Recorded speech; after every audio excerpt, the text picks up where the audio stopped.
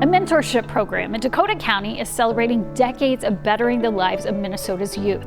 WCCO's Reg Chapman shares one success story of this 51-year-old organization. He had this great smile and just the nicest kid. Patsy Ryan met Nasir Dennis when he was in second grade. He wanted the best. He wanted to do well. He wanted to, change his situation.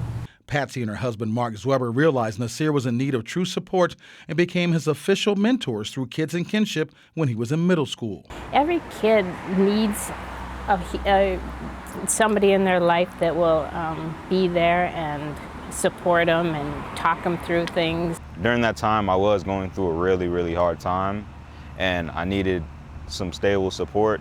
Nasir says the next 11 years of his life were full of playing golf, baking cookies, and hanging out with the people he now considers family. Having people there to make sure you're growing up to become the person that you're supposed to be, like a respectable person. I think it's nice to have that structure that was there, and it was nice for me. Nasir graduated in the top 10% of his high school class and now is a freshman at Concordia St. Paul. I was always working hard and stuff, but honestly, Mark and Patsy, they always had the love, they always had the support there, and any help I needed, they actually helped move me in here on the move-in day, so they're always being helpful. Mentors are carefully screened and matched with a mentee they are asked to spend 1 to 4 hours a week with. Volunteers make a 1-year commitment to the program, but in Nasir's case, it's grown into a lifelong friendship. Without them, I don't know if I would be, the man I am today. Reg Chapman, WCCO News. It's a project unlike any the Midwest has ever seen, and it's happening on the east side of St. Paul. Here's a look at this huge construction project set to majorly change lives.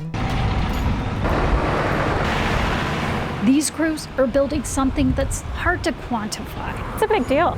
It is a huge deal. This is our biggest development. I get really excited talking about this because this is huge for us and the east side of St. Paul. Charisse works for Habitat for Humanity. She understands the value of affordable housing in the deepest of ways. Where do I start? When I moved here in 1995, I was homeless with my 3 children. Imagine.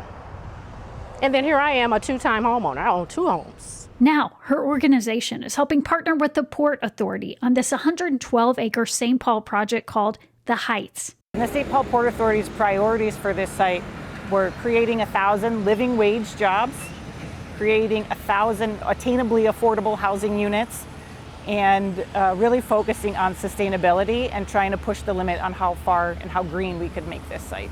So you might be wondering where all this large chunk of land came from. Turns out this used to be a golf course here, but it was treated with a fungicide which actually contaminated it. So there's mercury poisoning underground, but not for long.